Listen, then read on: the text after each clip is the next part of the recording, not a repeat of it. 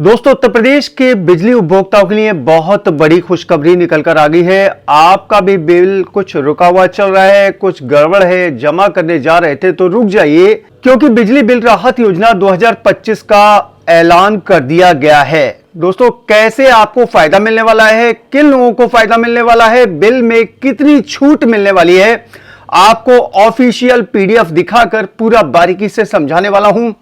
तो एंड तक पूरे वीडियो देखिएगा। वीडियो पसंद आए तो लाइक और शेयर जरूर कर देना और नीचे कमेंट बॉक्स में आके लिख देना यूपी ओटीएस स्कीम 2025-26, जिससे कि दोस्तों आगे इस तरह की अपडेट देने में मदद मिलेगी। चैनल को सब्सक्राइब भी कर लीजिएगा ताकि फ्यूचर में इस तरह का यूजफुल अपडेट आपको हमेशा टाइम से मिलता रहे। दोस्तों, बिजली विभाग की तरफ से बहुत बड़ी घोषणा कर दी गई है। ए.के. शर्मा जी ने ऐलान कर दिया है कि भाई उत्तर प्रदेश के बिजली उपभोक्ताओं को बिजली बिल में राहत दी जाएगी। इसी को लेकर ओटीएस स्कीम 2025-26 का ऐलान कर दिया गया है। मैं आपको ऑफिशियल जो पीडीएफ है वो स्क्रीन पर जूम करके दिखाता हूं ताकि आपको अच्छे से समझा पाऊं। देखिए दोस्तों, आपको स्क्रीन पर ऑफिशियल पीडीएफ दिख रहा होगा, लिखा है बिजली बिल राहत योजना 2025। ठीक है, अब देखिए नेवर पेड यानी कि अभी तक जो बिल जमा नहीं करने वाले लोग हैं, लॉन्ग अनपेड यानी कि लंबे समय से जिन लोगों ने बिल जमा नहीं किया है वो, ठीक है। इसके अलावा जो विद्युत बिलों में तथा विद्युत चोरी के प्रकरण, ठीक है, जो चोरी में पकड़े गए उनके लिए भी इसमें फायदा मिलने वाला है। राजस्व निर्धारण धनराशि में छूट हेतु बिजली बिल राहत योजना 2025 लागू किए जाने के संबंध में अब देखिए बिजली बिल राहत योजना 2025 के कुछ बिंदु इन्होंने दे रखे हैं। सबसे पहली बात, विद्युत बिलों में छूट, ठीक है।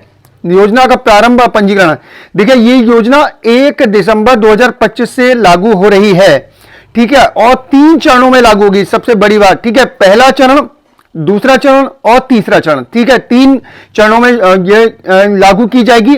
पहला चरण जो है 1 दिसंबर 2025 से 31 दिसंबर 2025 तक चलेगा।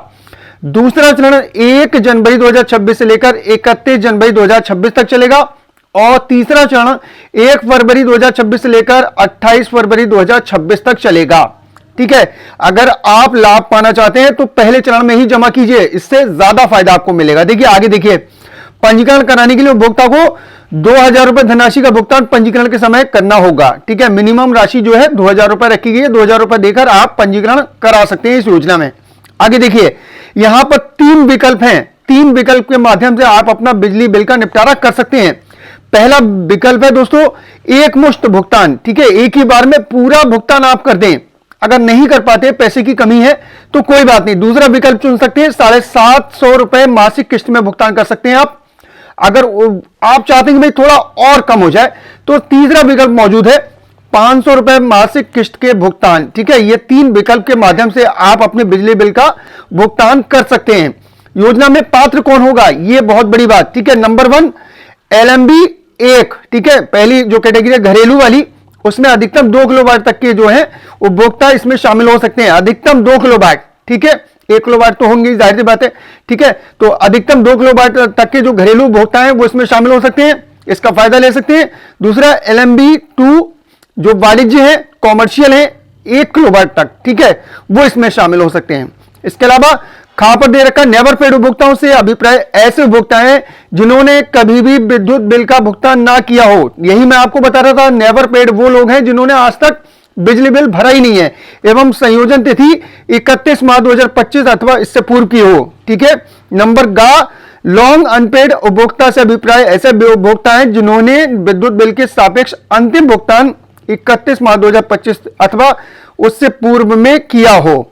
नंबर 3 पे देखिए, विद्युत बिलों में छूट व विद्युत बिल का भुगतान किस तरीके से होगा। ठीक है, उसके बारे में बता रखा है, इन्होंने लिख रखा है कि भाई प्रथम, द्वितीय एवं तृतीय चरण की अवधि में पंजीकरण कराने पर पंजीकरण तिथि तक के विलंबित भुगतान अधिभार सरचार्ज में 100% की छूट दी जाएगी। ठीक है, किसी भी चरण में आप जमा करेंगे 100% की आपको छूट दी जाएगी एक मुश्त भुगतान हेतु। ठीक है, इसके अलावा दोस्तों इन्होंने यहां पर लिख दिया है कि प्रथम चरण में पंजीकरण कराकर 30 दिनों में पूर्ण भुगतान करने पर 25% की छूट, ठीक, और 30 दिनों में पूर्ण भुगतान करने पर द्वितीय चरण में उसमें 20% की छूट, तृतीय चरण में अगर आप 30 दिनों में पूर्ण भुगतान करते हैं तो 15% की छूट। ठीक है, ये क्लियर कर दिया गया यहां पर, अतिरिक्त छूट के बारे में बता रखा है।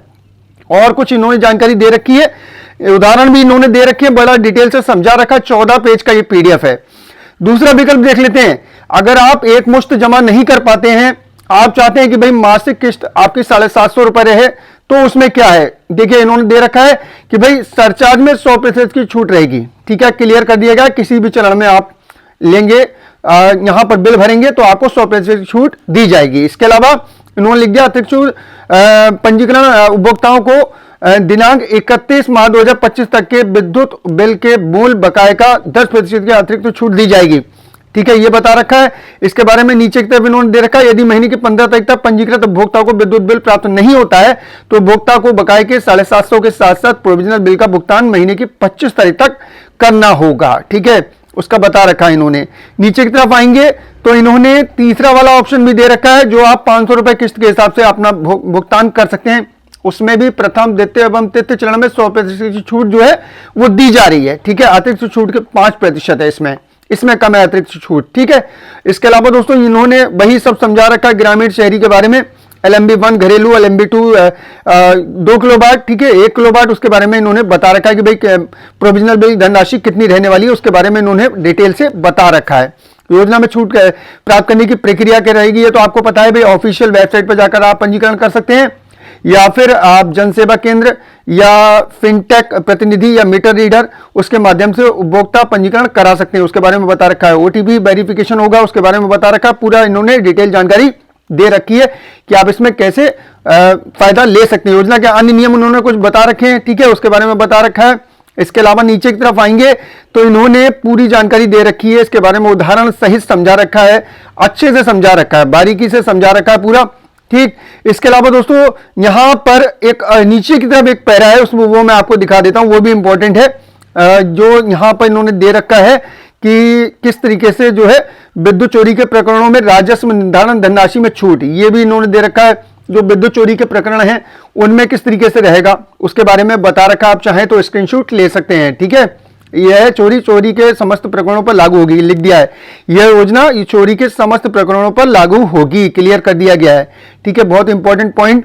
इसके अलावा दोस्तों इन्होंने बता रखा है, पंजीकरण कराने के लिए व्यक्ति को 2000 रुपए राजस्व निर्धारण धनराशि का जो है 10% धनराशि देनी होगी। ठीक है, पंजीकरण के वक्त की बात हो रही है। ठीक है, उसके बारे में बता रखा है। इसके अलावा इन्होंने दे रखा है कि प्रथम चरण में कितनी छूट रहेगी, द्वितीय चरण में कितनी छूट रहेगी, और तृतीय चरण में राजस्व निर्धारण धनराशि का 50% प्लस कंपाउंडिंग धनराशि देना पड़ेगी। ठीक है, पहले चरण में, दूसरे में 55% प्लस कंपाउंडिंग राशि, और तीसरे में 60% प्लस कंपाउंडिंग राशि देना पड़ेगी।